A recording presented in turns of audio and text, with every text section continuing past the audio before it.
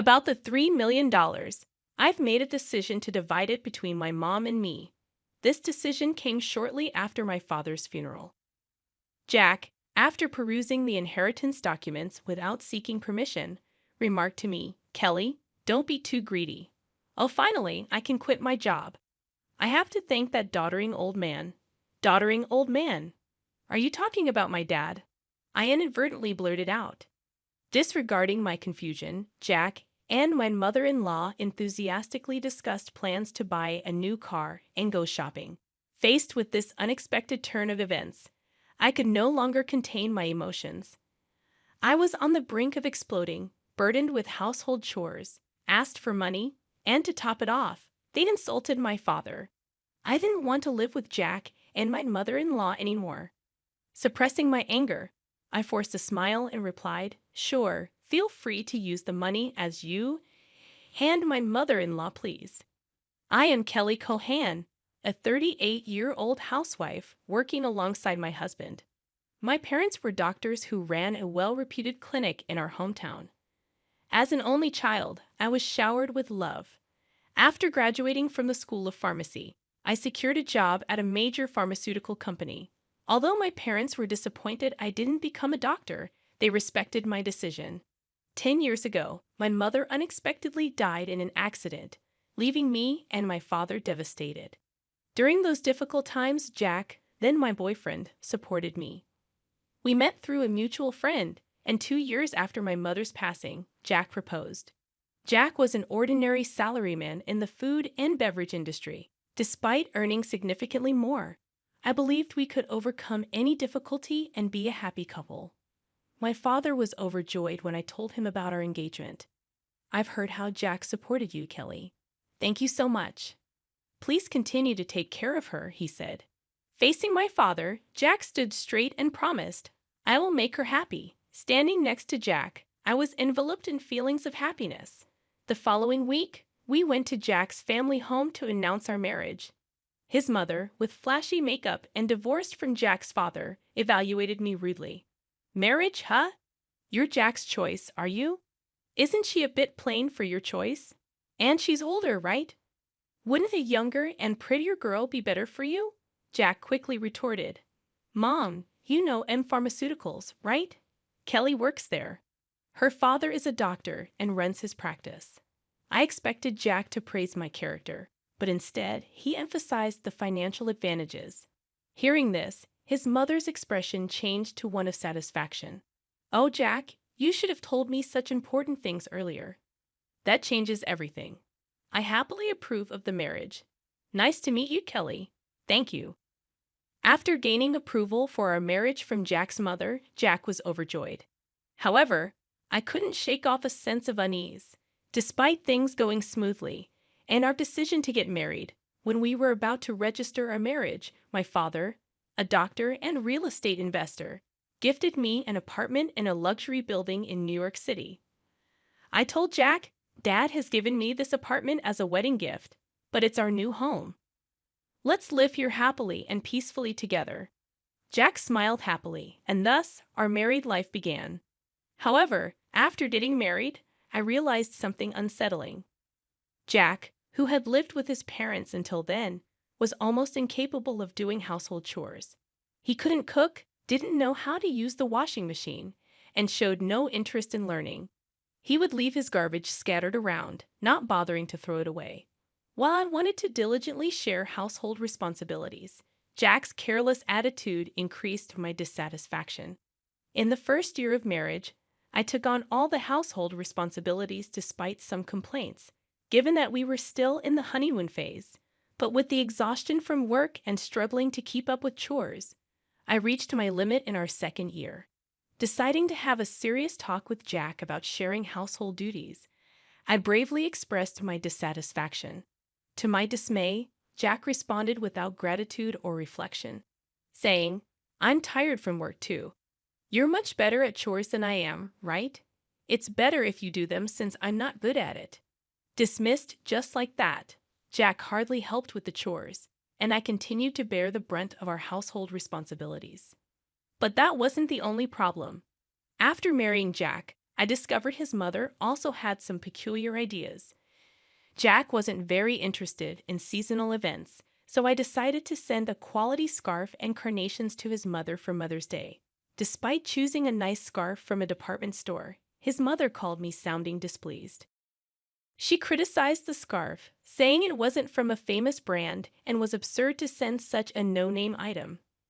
I tried to explain its quality, but she wouldn't listen, insisting she wanted items from a very famous luxury brand. Stunned, I reported this to Jack when he returned home. But instead of empathizing, he said, "What? It's just being. Just do as she said." Jack didn't take my side, and from then on, we started giving her cash as she demanded. Moreover, by our 5th year of marriage, she began visiting our home frequently, always finding reasons to ask for money. Jack, without any complaints, would always smile and give money to his mother. Even though I had a job, Jack's income was limited and small, making our daily life just barely manageable. Desperation led me to dip into our savings to cut living expenses. Despite my frustrations, I knew Jack cherished his mother, and she was an important person to me, having supported me during tough times. She's the mother of someone important to me, and with that thought, I endured. Now, in our 8th year of marriage, I continue to handle all the household chores and keep giving money to my mother-in-law. One day during this routine, my father, whom I hadn't seen in a while, unexpectedly called me. The story he shared during our rare meeting was shockingly unexpected. He revealed that he was suffering from terminal cancer, and treatment was no longer possible. Overwhelmed with shock, tears spilled from my eyes. My father gently stroked my head, just as he did when I was a child, saying, "Kelly, this is fate. Let's accept it quietly." I questioned, "Dad, why even you?" Thus, my days became a juggling act of work, household duties, and now visits to my father's hospital. While work allowed some flexibility, managing the household was not easy. When I told Jack I would be caring for my father, he showed no reaction or willingness to help. "Well, it's tough with your father's sudden condition, but please do your best," was the only thing Jack said. He visited my father in the hospital only once. I was so preoccupied with my father's care that I had no time to spare for Jack. If I had time to worry about Jack, I wanted to prioritize my father. One day, as my father lay in his hospital bed, he suddenly asked me, "Kelly, how is your marriage with Jack going?" Caught off guard, I found myself thinking about Jack's attitude at home and his mother's behavior. I couldn't answer properly. Seeing my hesitation, my father seemed to understand and spoke to me, "Kelly, you don't have to endure. Think about your happiness. Don't worry. You won't have any hardships after I'm gone." I couldn't hold back my tears and wept, and my father silently and firmly held my hand. 3 months later, the inevitable moment arrived. My father passed away quietly. Engulfed in immense sorrow, I started arranging the funeral. Jack, however, showed no interest in my grief and didn't help with any preparations. Despite this, I was too busy with the funeral arrangements to pay much attention to Jack. Many friends and acquaintances attended my father's funeral, making it a heartfelt farewell. Even the indifferent Jack and his mother attended. The day after the funeral, I received a call from a lawyer about my father's inheritance. I arranged a meeting with the lawyer and listened to the explanation. The information was all new and quite surprising. After deducting taxes like inheritance tax, my father's estate amounted to over $3 million. He had not only earned income as a doctor, but also made real estate investments, leaving behind such a vast fortune, all of it to be inherited by me, his only daughter. Wrapped in surprise and gratitude, yet trembling at the thought of handling such a huge amount of money, I proceeded with the inheritance process. After returning home, I spread out the documents received from the lawyer on my desk. Reading through them, exhaustion overwhelmed me, and I ended up dozing off on the sofa for a short while. When I awoke, I heard the cheerful voices of Jack and his mother from afar. "Huh, Jack and mother too. When did you come?" As I spoke, Jack approached me with a beaming smile, saying, "Yes, Kelly, well done. Huh, what? Confused by his sudden excitement. I noticed the documents in Jack's hand. They were the inheritance papers I had received from the lawyer. Wait, don't just read those without asking. Shocked and angry at Jack for looking through the documents without permission, I raised my voice at him. However, my mother-in-law, unconcerned, happily chimed in, "Wow, an inheritance of $3 million. Isn't that amazing? Now we can live comfortably for the rest of our lives." Confused, I couldn't understand why my mother-in-law suddenly said that. Then Jack turned serious and continued, "By the way, about this $3 million, I've decided that it will be split between me and my mom." It was right after my father's funeral. Jack, having looked at the documents related to the inheritance I was supposed to receive without permission, said to me, "Kelly, don't be too greedy." Oh, now I can finally quit my job. I have to thank that doddering old man. Doddering old man, are you talking about my dad? I accidentally said it out loud. Well, anyway, let's proceed with the inheritance process and get the money into our joint account as soon as possible. Ignoring my confusion over this sudden turn of events, Jack and my mother-in-law were excitedly talking about buying a new car and shopping. At that moment, I couldn't hold back my emotions any longer. I was on the verge of exploding, being burdened with household chores, asked for money, and to top it off, they insulted my father. While holding back my anger, I replied with a forced smile, "Sure, use the money you and my mother-in-law, please, as you wish." Hearing this, my mother-in-law, seemingly satisfied, said cheerfully, "That's the spirit, Kelly." Quick to agree. "Now make sure you work hard and earn money. I don't want our savings to decrease, so work hard." I just nodded and pretended to listen to her selfish words. Afterward, Jack and my mother-in-law began living as if they had lost their minds, consuming money lavishly. Jack quickly quit his job, and my mother-in-law practically moved in with us, staying at our house constantly. They would leave in the morning, returning with luxury brand items they had splurged on. The 3-star restaurant we went to today wasn't as great as I expected. Yes, it was a bit underwhelming for us, the sophisticated ones. They had conversations as if they had become wealthy celebrities while dumping all the housework on me as if I were a maid. Jack seemed to think my father's inheritance would come through immediately.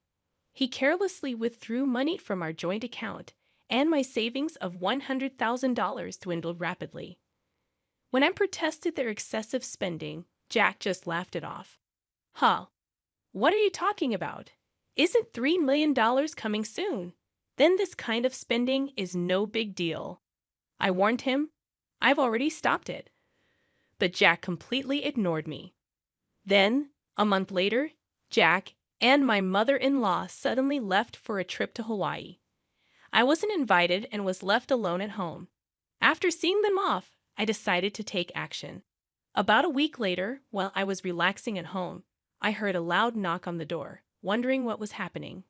I glanced at the intercom monitor and saw Jack and my mother-in-law, both dressed in aloha shirts, standing at the front door. What do you want?" I asked calmly and coldly. Red with anger, Jack yelled, "What are you even talking about? Why won't the door open?"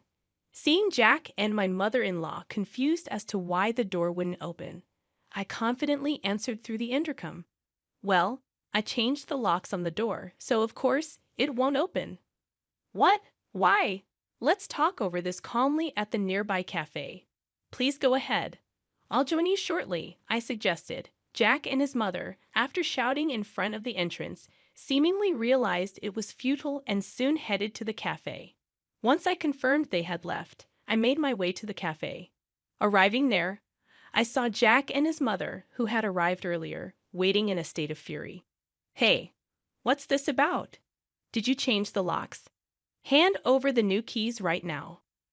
"There's no need for me to give you the new keys. You both need to leave that house," I calmly told Jack and his mother. Facing a visibly angry Jack, I presented a piece of paper. It was a divorce petition I had already filled out. "Divorce? You're serious about divorcing me?"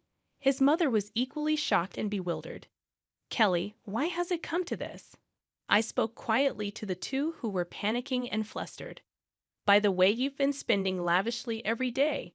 Are you sure your finances are okay? What money? Of course, it's fine, Jack retorted vehemently, spitting as he spoke. Your father's inheritance is coming, right?